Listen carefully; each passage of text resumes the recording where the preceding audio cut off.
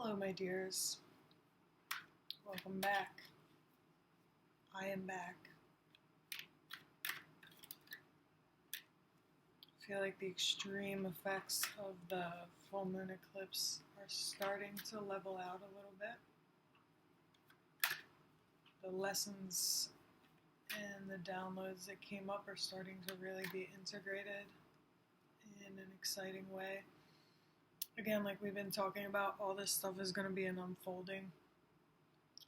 So whatever you learned or whatever's come up during this eclipse season, just try to be patient because it's going to happen.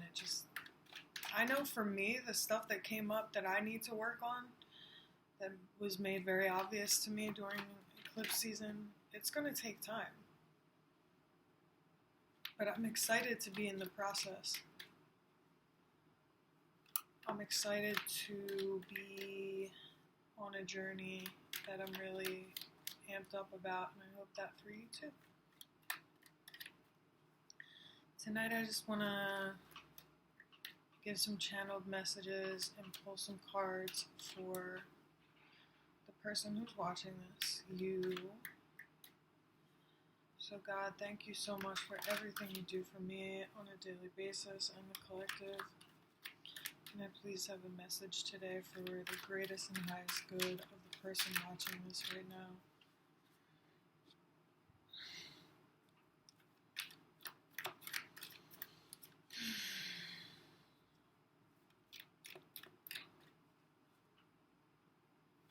Scorpio new moon is coming up. I'm really excited about that. I love Scorpio energy. Ace of Cups, the Fool, Queen of Cups reversed, and the Two of Swords.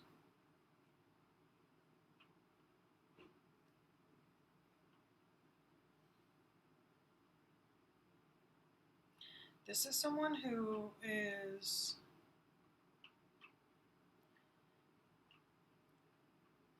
I like this energy.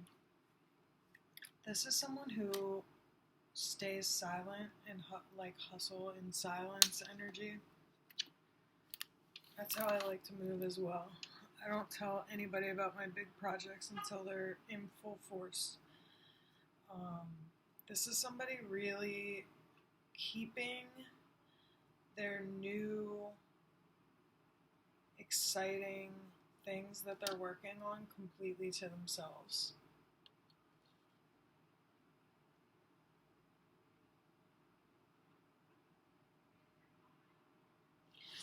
Yeah, this is amazing energy. There's a lot of fresh, exciting energy happening for you, especially in the realms of your emotional life. You are healing in ways that you've never been able to heal before. Maybe this eclipse brought up some really tough shit. But we always have to remember, ground yourself enough in your spiritual practices so that when you're in this state, when you're feeling like your emotions are taking over, you can't see a way out. This eclipse brought up so much work that we need to do on ourselves, emotionally, spiritually, physically, all these things. And that can be a really harrowing experience. That can really put you through and make you feel, I know it did for me, I was crying all the time and feeling like a horrible person, and all these things were coming up that, ways that were revealed to me that I'm maybe not living up to my own standards, which can be a really sickening experience. But you have to ground enough to know that all of this stuff is coming up for a reason. And I know that I can say it very easily as I'm coming to the other side of these feelings and starting to come to this energy where it's like, woo, new beginnings. I'm so excited. I'm standing in the sun and I can't wait to get started with my journey and my before and afters. it's really hard to see this when you're in this. This could also just mean you're being really private about these new beginnings that you're having. Trying to decide who you can trust. Trying to decide who you can take, whose blindfold you can take off when the time comes. Taking the blindfold off so that you can finally make clear-headed decisions with a grounded third eye.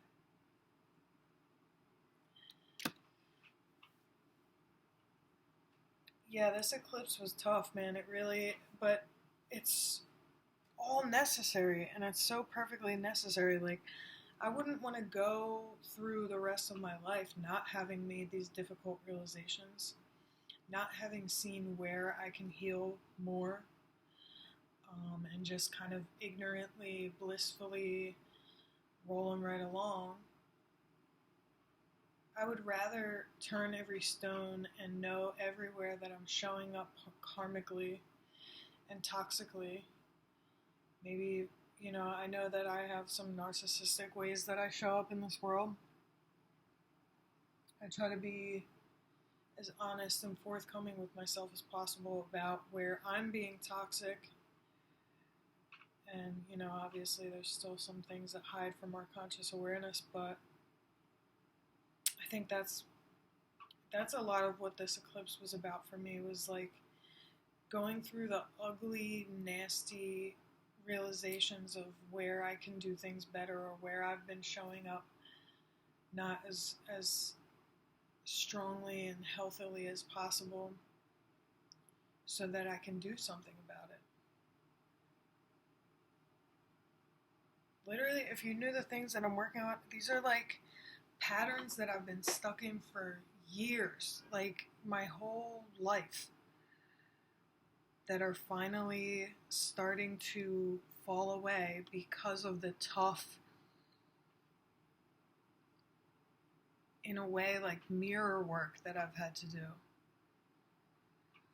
Something was just coming up before I started this reading about, I was reflecting on some really fucked up living situations that I've had to deal with. And I'm realizing that every time I thought about this one living situation, I pointed the finger out and said, wow, that woman that I lived with was so messed up.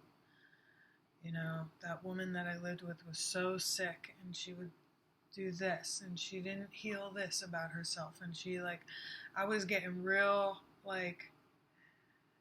pointing the finger at this woman, and then that new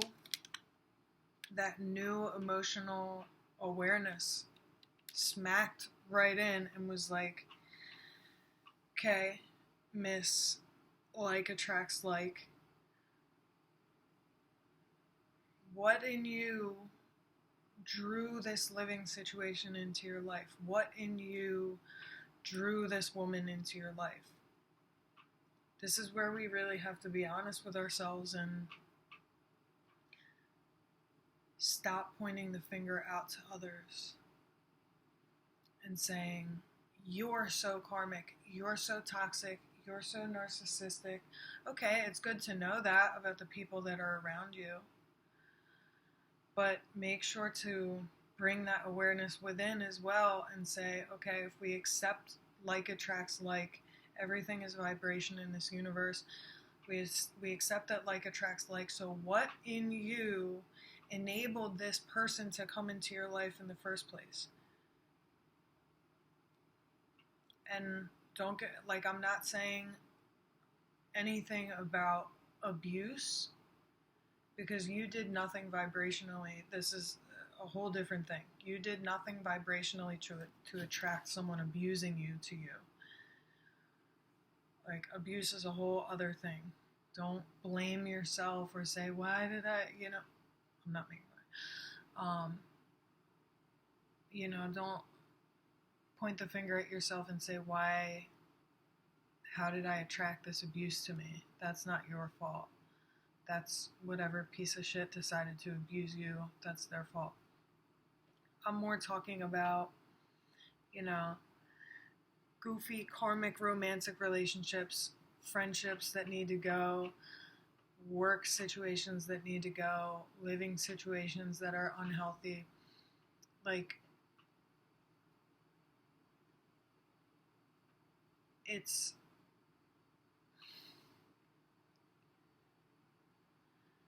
not easy to stop. Because, like, I know I have compassion for this because I've been abused and neglected and addicted to drugs and alcohol and all these things that really traumatized me. A lot of trauma, and you know, I kind of went into my adult life and just got into crazy situation after crazy situation after crazy situation, and I'm grateful that I've been able to heal and ground myself and improve my life in so many ways that I can now like sit in a comfortable space and say, now it's time to stop blaming all of these crazy living situations that I've been in. I'm so grateful. Thank you, God, for allowing me to be able to make these reflections and realizations from a safe place. Thank you, God. But I think the real healing begins when you're able to say, okay, what vibration in me attracted this over and over and over again? Because if you're like me, you didn't just attract one random toxic boyfriend. If you're anything like me, you've been attracting toxic boyfriends as a pattern your whole life. And it would be really easy and common and normal for me to sit here and say, wow, every dude that I've ever dated was a total piece of shit, and I'm a perfect princess, and I'm a fairy angel, and I am, but I'm not perfect. There are toxic things in me, there are narcissistic things in me, there are very unhealthy patterns in me that I've had for years, and I have compassion for where they come from. But now I'm grown enough to be able to say, what lack in me, what low vibration in me, what blocked chakra in me enabled me to be a match for this situation in the first place. Because like attracts like, man. If you find that you're in shitty living situation after shitty living situation after shitty job after shitty job, you might just have the worst luck in the world. Or you might need to really dig deep into yourself and reflect your ass off. That's where I've been at.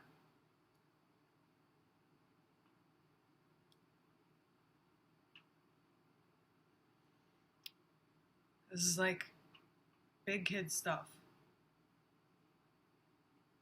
You know? You're not going to get where you want to go by pointing the finger out and blaming every single person in your life for why you are not where you want to be.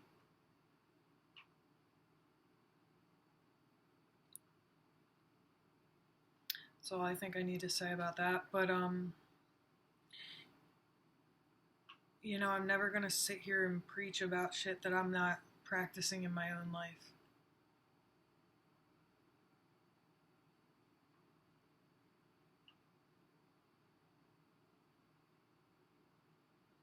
What else was I thinking about? It doesn't really match, but like, it doesn't really match with this reading, but I was having some messages come through last night as I was getting ready for bed, and it was like, be very wary about things that everyone is doing. Be very wary about things that everyone is doing. Because chances are that thing is very unhealthy and fucked up. Everyone's on social media. Everyone's on TikTok these days. Everyone's addicted to vapes. It's just the thing. Everyone wears big fake long hair. Everyone eats fast food.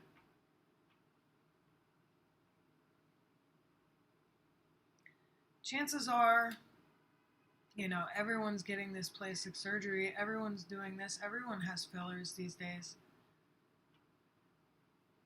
It was channeled to me last night, like, be very wary of the things that everyone is doing, the things that are trendy, the things that are like hot right now, because there's a really good chance that someone with a lot more money than you has a vested interest in you doing it. Chances are that it's addictive. It'll give you cancer. It'll fuck you up. Another thing came through this past few days, like, you not loving yourself exactly as you are is a gargantuan industry. You not loving yourself exactly as you are keeps a lot of people rich. I realized that the hard way the last few days. I was like having this crisis, and there's a few reasons that it could have come up. I was like, oh my God, I'm not feminine enough. My hair is taking so long to grow out. I gotta get this $900 wig. My boobs aren't big enough. I gotta get $6,000 fucking gummy bear, whatever the fucks. And all this stuff was filling my mind. I was like, oh my God, I'm not feminine, and I miss my hair, and like, I'm not making fun of myself. I was having a little bit of a crisis. And this message came through my head. It was like, dude, you not loving yourself exactly as you are is going to make a lot of people a lot of money. And just that thought there clued me. It's like, oh yeah, I could spend a lot of money being somebody else's idea of feminine. I could spend a lot of money and risk, getting cancer from breast implants, or, gluing the front of my hairline off, or like all this stuff to poke and prod and nip and tuck to be somebody else's idea of a feminine woman. And when it comes down to it, man, my truth is that I've been a pretty masculine woman my whole life. And that just feels right to me. Like, funny that I'm wearing a drag queen shirt right now. It's like, people have been mistaking me for a boy my whole life. I love myself. I love dressing masculine. I do miss having long hair, but like, be very wary of the pressures you feel and where you feel them coming from.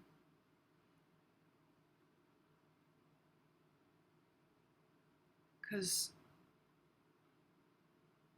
whatever it is, it's not of God. Like, it's not of love. Big society and big beauty and like social media and all these things will have you convinced that you need to look a certain way to be worthy of love, the most powerful, pure force in the whole universe.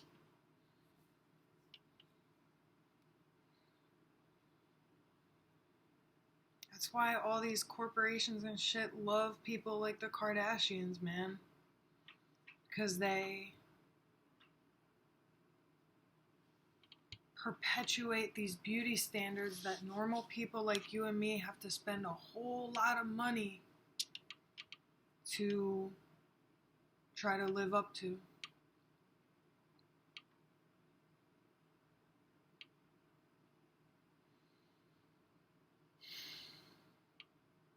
You know, a few years ago it was thick. Everybody needs to be thick. Everybody needs to gain weight and get this surgery and that surgery.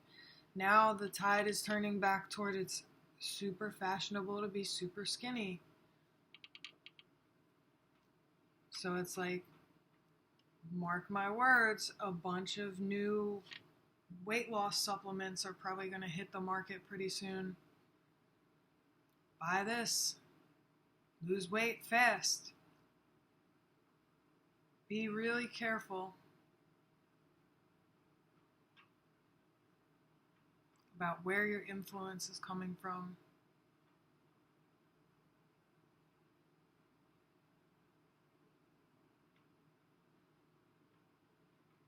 And know that you are perfect and worthy of love exactly as you are. I'm saying this to myself too. Yeah.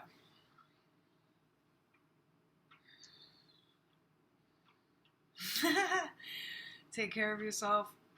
If you want to book a reading with me, you can do so. Let me know in the comments below.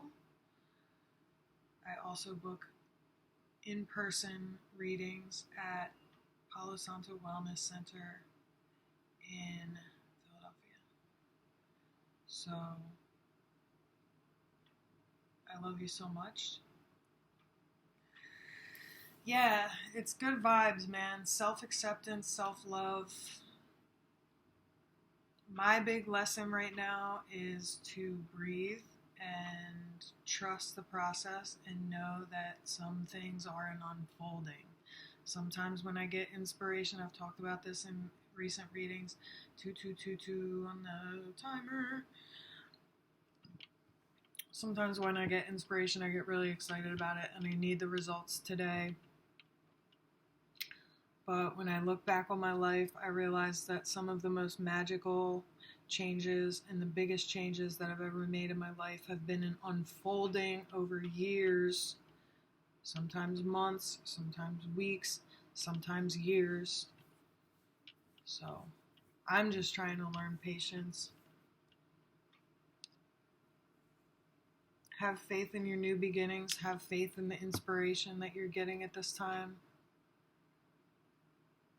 If you feel like you're being bombarded by negative influences, take some time to ground. If you can't get into nature, meditate in your space. If you can get into nature, do that.